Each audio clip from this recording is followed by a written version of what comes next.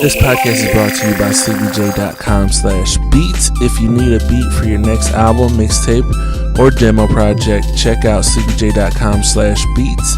That's SLEEPEJ.com/beats. Warning, this podcast may offend some people unintentionally, so if you get offended easily, you are advised to turn off now. And if you're still here listening, thanks and enjoy the show. What's up with it, world? It's your boy Sleepy J. You tuned into Sleep Talking. I appreciate each and every single one of you guys. Thank you for checking me out each and every week. It is episode 37. Shout outs to all my viewers on Sleep Vision that are checking this out on the visuals. I appreciate everybody that supports me each and every single week. Before I get started, I just want to let you guys know I did upload 5 new beats this week. So last week I did 6. This week I got 5. This coming up week, I'm going to do another 5 or 6. Then after that, we're going to start uploading 1 beat a day for the whole month of February. So if you guys are looking for beats, if you are, a podcaster, a vlogger, or something like that, where you might need a beat for whatever occasion you may, go ahead and go to sleepyj.com/beats. Do that. I would greatly appreciate every single one of you guys to show your support and love however you guys choose to. Before I get started, I just want you guys to let you guys know I feel like I've been killing 2019, but I also feel like I'm starting to slip a little bit. You know how everybody, when you set these resolutions, you guys are like full go for like a week, and you guys are like, yeah, I'm fucking killing it. Week 2 comes around, you get a little bit lazier, and you just kind of let it go a little bit. So to tell you guys where I am is I'm a little bit behind on everything. Like I did do like everybody else. I went to the gym like I was supposed to in the first week. I was killing making my beats the first week, making my vlog like I was supposed to, doing this visual version of the podcast, killing the game. Everything I said I was going to do, I was doing it. This past week was not my week. I missed my vlog. I knew I was supposed to do it, and I even started to record over the weekend for it, but I just didn't get to it. I really don't have no valid excuses why I didn't do it, other than the fact that it got late. And I didn't really want to do it because it got late in the week. So I just kind of let it slip by. But I'm going to record one this week. I'm going to do something for you guys. I might do 2 videos this week. But I'm going to do the vlog video for you guys. I apologize to anyone that was hoping for it and I missed it. But yeah, so, it's if you're on this journey, if you're trying to better yourself, you're trying to do something for the 2019, don't be discouraged because, we all fall off. We're in week 3, and it gets hard, but the important thing is to get back up and keep doing it. So even though I missed, the vlog last week, I'm going to do one this week. Maybe I'll do 2 if I got time for it, if there's something interesting that happened. Really, if I don't have anything interesting, it's hard for me to get on the camera and do something just for the sake of doing it. I try to videotape myself making some beats and things like that, but I feel it's really weird because it's just like the camera's just sitting there in your face, and you're not really saying nothing because I'm focused on making the beat, and I'm not really there to talk to the camera or anything like that. So, and I'm still figuring it out. I'm not comfortable recording my everyday life. One, I don't think it's that interesting because I work in a lab, 4 days a week, a real lab, not like calling the studio a lab or anything like that. Like I work in a real lab. I'm not supposed to be having my camera out. There's not, I work with a bunch of old people. Nothing interesting's happening there. So it's really hard for me to create content for you guys on a regular basis like I'm supposed to be doing due to the life that I live. And I also like to keep my own privacy. I don't want to, my relationship is private. The things that I do, I still want to have a personal life. I don't want to put it all out there. I don't know how these kids do it, honestly. Like I see all these people out here vlogging, showing their relationships, showing everything that they're doing every day. I'm like, man, that's a lot to be revealing to a bunch of people you don't know. And then what about when you just want to shut off and just be you? Like, I'm always me. And I think because I have I don't give a fuck attitude like most of the time, and a lot of the things I say and do could probably get most people in trouble, and not that I would ever, I mean, eventually I'm sure something will come out that'll probably get people all in an uproar and butt hurt and all that stuff. But like, in all honesty, most things I don't care about because most things are just at face value. It's like shock value, not meant to hurt nobody's feelings. It's just like, yo, that's just, it's so ignorant to me. It's funny, not like it's ignorant because it's true, or it's not funny to me because it's true or nothing like that. Most of it's just like so absurd it's funny to me or stupid or whatever. But that's a whole nother story. I'm not trying to go down that path. I'm just saying, like, I don't understand how these vloggers and everybody does it and keeps up with it. And I also see a lot of them getting burnt out right now, and I feel like that to me is the perfect time to what's the word? It's the perfect time to strike. That's really what I've been doing. Like, I've been seeing a lot of these vloggers and people that I follow fall off because they need their own time to recoup and get their lives together and re-energize and be ready to do it again. And I took that opportunity to kind of swoop in and do it, but now I'm seeing them back at it. Kind of got me wanting to fall back and just watch it, and I think that's what kind of happened. But right now I'm getting back up. Sorry about that. I'm getting back up. I'm ready to do this. I apologize for anybody that's been waiting for it. I'm going to continue to build this up this year. It's going to be a good year. I got a lot of things coming. Before I get on with this podcast episode, I also want to let you guys know that I have next week, I'm going to record it Saturday. I have a special guest. I don't know how long it's going to be because I don't know how much time he's going to have for me, but I'm going to do a FaceTime interview with this reggae artist from a record label that I grew up listening to back when I was a kid. There was a Mexican rap artist coming out of Houston. His name was South Park Mexican SPM. I talk about him often on the podcast. Well, I mention him often. I don't really talk about him. But anyways, I was on the social media. I don't want to say it, but I was on the social media, and I seen this guy. His name is Major Riley, and I was like, man, it can't be the same Major Riley that I grew up listening to, just commenting on somebody that I know's page. But I messaged him, I was like, hey, are you the same Major Riley from way back when? He's like, yeah, check it out. So then once I knew that I was in contact with them, I had mentioned to him that I would like to have him on the podcast sometime, and he kind of reached out to me again, like we agreed on it. And it was during the holidays. I got busy. I didn't have time to do it. I told him after the holidays settled down, I'd get back to him. He reached out to me again, like, hey, what's up with the podcast? So he was anxious to do it. I'm anxious to do it because, again, it's one of those guys. I mean, honestly, I'm not going to lie to you guys. I don't know a lot about him. I remember one song on the album that he did.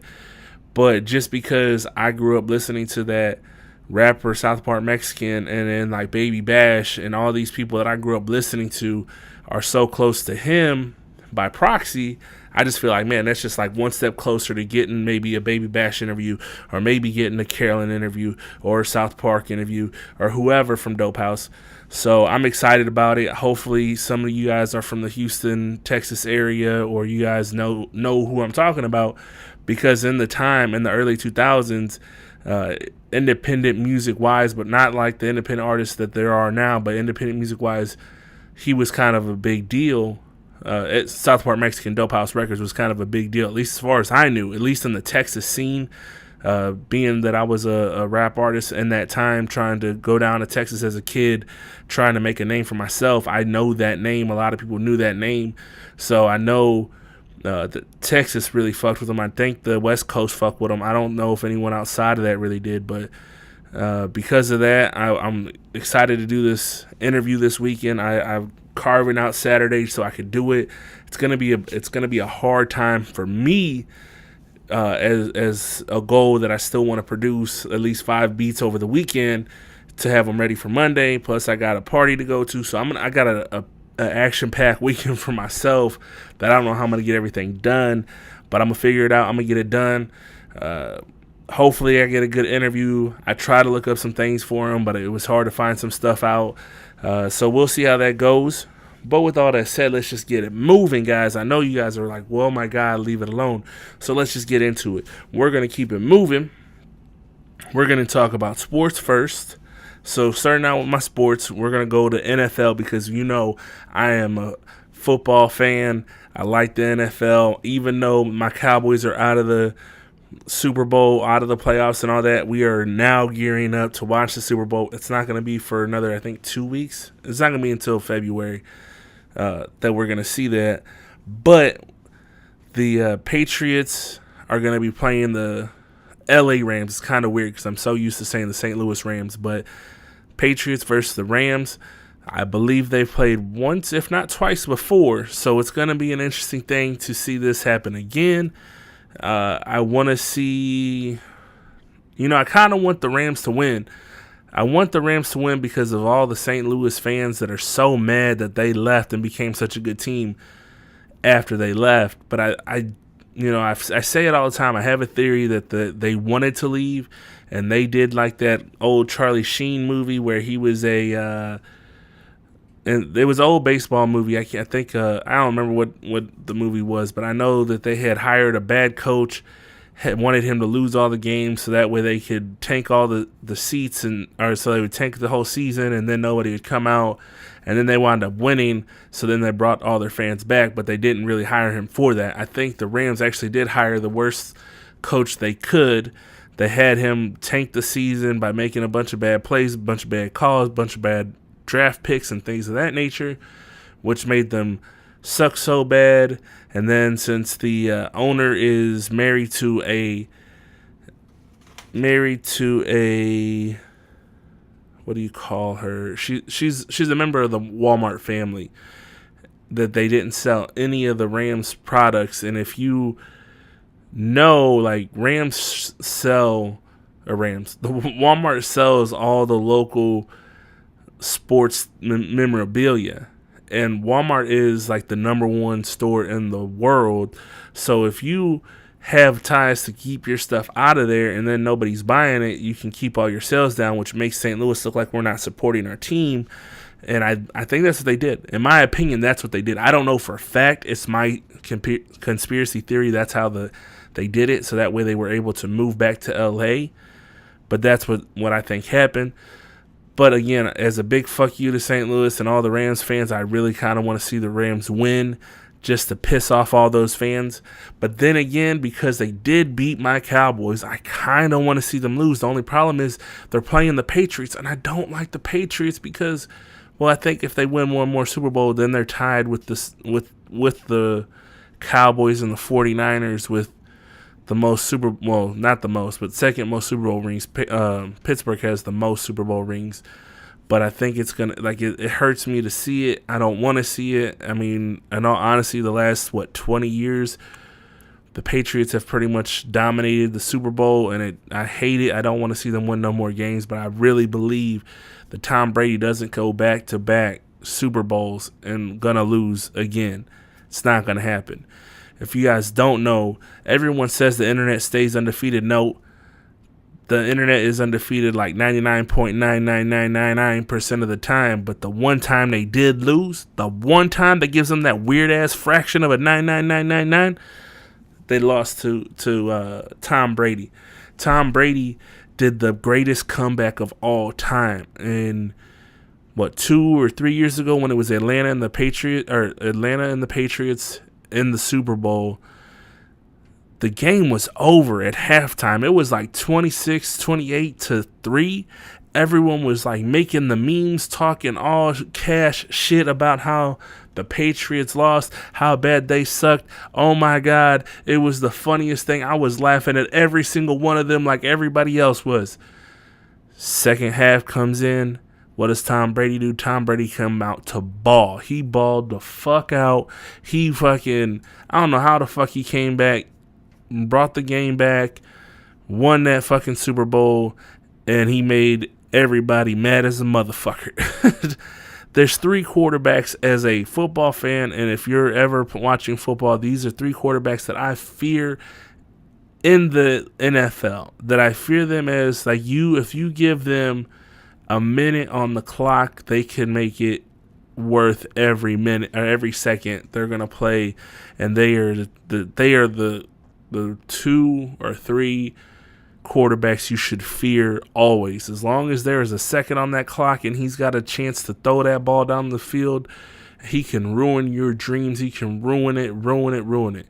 They are what nightmares are made of. And I am talking about Drew Brees, I'm talking about Aaron Rodgers, and I'm talking about Tom Brady. I don't know what it is about them. I don't know how they do it. I don't know if it's, but those are the most dangerous quarterbacks in the league.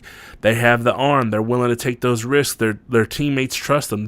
It's all of that. It's everything about it. Tony Romo used to be one of those. Peyton Manning used to be one of those. Eli is kind of like, he's a little bit, in the most recent years, he's a little bit under them, but he's a dangerous one too. I think, what's the guy that used to play for Kansas City? Or no, he played for Washington. I think he's in Minnesota now. I can't think of his name right now. But he's another one of those ones, like, he just, they're so comfortable with what they do, they're willing to they're going to sling that ball, and it's either going to get there or it's going to be dropped. That's the only way it's going to happen. Either they throw the Hail Mary and boom, touchdown, or they miss it and it's just a dead ball. They're willing to take that risk of an interception and get that. But yeah, I don't trust them. I hate them whenever it comes down to that. So when it comes, with all that being said, I do believe that the Patriots will win this Super Bowl just to avenge the game last year against Philly. I mean, because it was such a close game last year. I just don't see Tom Brady and Bill Belichick doing that 2 years in a row. They're going to do whatever it takes for them to beat them. The Rams are a good team. If they do win, hey, kudos to them, glad for them, but I just don't see it. That's my personal opinion. Also, they went into overtime. Both teams went into overtime to get to the Super Bowl. The Saints game against the Rams went into overtime. Kansas City and Patriots games went into overtime. Now, from my understanding, I know the Rams. I seen it. They had some calls that they should have called that they didn't. The refs, I think that's 2 weeks in a row. I don't know. Maybe the cards are aligned for the Rams to win it all this year, but I just don't see that. But nonetheless, I think there's 2 weeks in a row the refs got some shoddy calls for them, so I'm not really feeling that. And Kansas City, I think man, if we change this NFL rule for overtime, I think it should be a full quarter for overtime. Maybe not like the whole 15 minutes that you get for a quarter. Maybe still just the 10 minutes, but I think you should be able to play the whole quarter, as in, you guys play it. You do the coin toss, then whoever gets the ball, they play like they would 4 downs. You get the ball, play for 4 downs. Continue to do that until that quarter runs out. See who has the most score, the biggest score at the end of that. I don't like the sudden death. If you get a touchdown and you won the coin toss, you win the game. Or I don't like the fact that, if you kick a field goal and then the other team gets a chance to try and make a touchdown or a field goal to beat you. That's just my personal opinion. I seen Deion Sanders talking about it on one of the sports shows, and he was mentioning it. I was like, I kind of agree with him on that one. So, anyhow, that's NFL news. Speaking of NFL, there was a former player. He played for the Cowboys. He played for Carolina. I don't know if he played for anyone else. His name was Greg Hardy. I know he got in some trouble I think he hit his wife or was smoking drugs. I don't remember what it was, but I know when he played for the Cowboys, he was on a suspension. But he made his UFC debut. Apparently, he got disqualified, I think. I don't know why. I really need to look into that, but I'm just bringing that up just because everyone else seemed it was a big deal. I didn't see what happened. But, yeah. Also in sports news, you guys know I'm a boxing fan. So we had Manny Pacquiao versus Adrian Broner. Adrian Broner was talking cash shit. He believes that he was robbed, that he beat Manny Pacquiao's ass, and he said the hood and everyone knew it. I don't know. From what I was told, Pacquiao kind of just took off beating his ass after like round 4 or 5. So, yeah. But the interesting thing to this was Manny Pacquiao's house was actually coincidentally, ironically, whatever you want to say, but his house was burglarized a few hours after the fight. So his LA house, he's got 2 houses because if you guys don't know, he lives in the Philippines. He's like a big deal in the Philippines. You know, I believe he's some sort of a senator or something out there. But nonetheless, yeah, his LA house was burglarized after the fight. I think that's kind of fucked up, but I guess it happens. Yeah, I really ain't got nothing else to say about that. Moving on, Erykah Badu caught some heat because she was defending R. Kelly. She was basically trying to tell people that she loves him unconditionally, and when you love someone unconditionally, you just want the best for them. And she was hoping that he gets some help, but a lot of the fans wasn't feeling that. They were like booing her, telling her not to do that, just to move on. She tweeted about it. Erykah Badu was really big in the 90s as a singer. If you guys don't know who she is, look her up. She was a great singer, has some really classic hits. She did Don't Call Tyrone. If you are familiar with that song, or you better call Tyrone, not Don't Call Tyrone. You better call Tyrone. All the single women know the fucking song because they be like, call your friend Tyrone when they ready to kick your ass out because of that song. But anyways, yeah, so she was, I think she was in Chicago when she had that and she was talking that, but a lot of people were mad at her for that. They didn't think she should be sticking up for him and defending him. I think by the time I had posted the Soulja Boy thing happened already, or it didn't happen whenever I posted last week. So Soulja Boy was on the Breakfast Club. He was claiming all the rappers were his son, that he started all that shit. And I have to agree, he did start a lot of it, the online rapping thing. He was like the online rapper before it was the cool thing to do. So like, I remember Ice-T was coming at him saying he was ruining hip hop. I remember him being on MySpace, and that's how he kind of caught his notoriety. But then he was saying like Drake stole his like whole swagger by stealing like What's Happening. And I don't necessarily agree with it because I think Drake already had a couple hits before that, but I do agree that line was from a Soulja Boy song. He was he was taking some light jabs at Tyga, saying how, you know, Tyga had gotten his old lady taken away from him by Travis Scott, you know, talking about the Kylie Jenner situation and how they had a baby, and he was kind of belittling him like that. He got into it with Famous Dex, and the list goes on and on. Pretty much saying he started all this. He was the guy that was on all these artists before everyone else was. Talking about he was working with the Migos before the Migos were hot. Everybody, he was just, and I can't, not say he wasn't, but he was just so flamboyantly loud and like in your face in this, and it was so funny. So a lot of people were upset about it. A lot of people laughed at it. A lot of great memes came out of it. So yeah, that happened last week. Moving on, there's a white comedian, I can't remember the dude's name, but there's a white comedian that got banned from a Canadian comedy club because he had dreads. They said that he was cultural appropriating the dreads. I personally have seen white people with dreads, and I don't mean like straight-haired white kids with dreads. I've seen like Jewish kids that have real dreads, real nice, clean dreads, not messy, not trying to be fashionable. He had them for a long time, and I think, when I knew the guy, we worked at a grocery store. They tried to make him cut them, but he kind of hid behind the union, told them they can't make him do it, and if they did, they were gonna make him pay a lot of money to force him to cut his dreads because they weren't unkept, they weren't bad. But this guy in particular, I think he was a Jewish comedian too.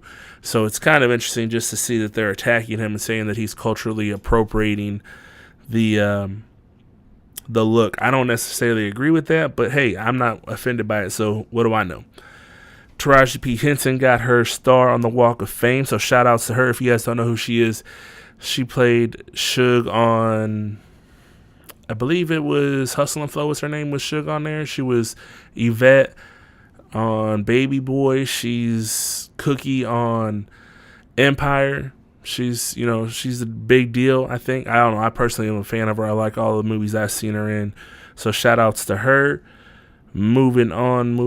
What else do I got to talk about? Oh, Y'all Ain't Shit award goes to this lady, Dana Scallion, and Mark Bartlett. They were in Miami, caught in traffic. Some people were riding their bikes. I don't know exactly what happened. I think they were protesting. But they were protesting and they were holding up traffic. They got all mad. The lady got out the car. She was telling them to move, calling them how, pretty much saying they weren't going to do nothing. They wasn't shit, da-da-da-da-da. And then she started screaming that one of the kids ran over her foot. And then her boyfriend jumps out with his pistol, waving around, calling him a bunch of N-words and cussing at him and all this and that. Now, I understand being upset. Be upset because somebody is in the streets holding you up from doing your thing. You got to go pick up the kids. You're trying to get to work. You got to go to the bathroom. Whatever the case is, I understand cussing somebody out. But at the same time, they were kids. They were they couldn't have been older than 18, 19 years old, but I think they were probably like 13, 14. So you guys were cussing out young kids that you guys probably shouldn't be cussing them out. I understand telling them to get out the street, whatever. That's cool. Do your thing. But then you went racially slurs. You don't have to call them racial slurs. There's no need to go there. And the internet people, the internet detectives, they were on them. Because at first it was just white men calls black kids the N-word. But then the internet detectives, they did their thing. They was like, oh, this guy, his name is Mark Bartlett. Now everybody knows the man's name. Let's see if he loses his job tomorrow. We don't know. We'll see. The Dana Scallion, again, the same thing. We don't, the internet investigators, they got to the job. They found out who she was. They put it on the internet. And there you go. So they ain't shit. They get the ain't shit award of the day. And that's going to pretty much conclude my podcast for this week. Before I get out of here, I do want to talk to you guys about new music from what I've been listening to this week. I listened to Big Crit. Album is dope. He's got this track called Learned It From Texas, I think it was. That's my shit. It goes hard as fuck. Big Crit, y'all need to check it out if you haven't. I don't remember the name. I think I mentioned it last week. But yeah, Big Crit, check him out. Ariana Grande's new song, Seven Rings, is dope. The video is dope. So that's the new music that I was listening to this week. Sorry if you guys don't like my recommendations. That's what I found. If you guys want to show support for the podcast, go to anchor.fm/sleeptalkin. Hit the support button. I'm sure if you're listening to this on the app, you just hit the little button for the hyperlink. It'll take you there. You can hit the support button. You can donate 99 cents a month. You can do $4.99 a month or $9.99 a month. Whatever it is, it's all greatly appreciated. It allows me to continue to make these videos, all these podcasts, continue to do my thing to give you guys the content you guys want to hear. Also, guys, check out Sleeptalkin or sleepyj.com/beats if you guys need beats today. Until next time, I'm sending you guys away with peace, love, positivity, positive light, vibes, thoughts, and prayers. I salute you guys. Until next time, take it easy.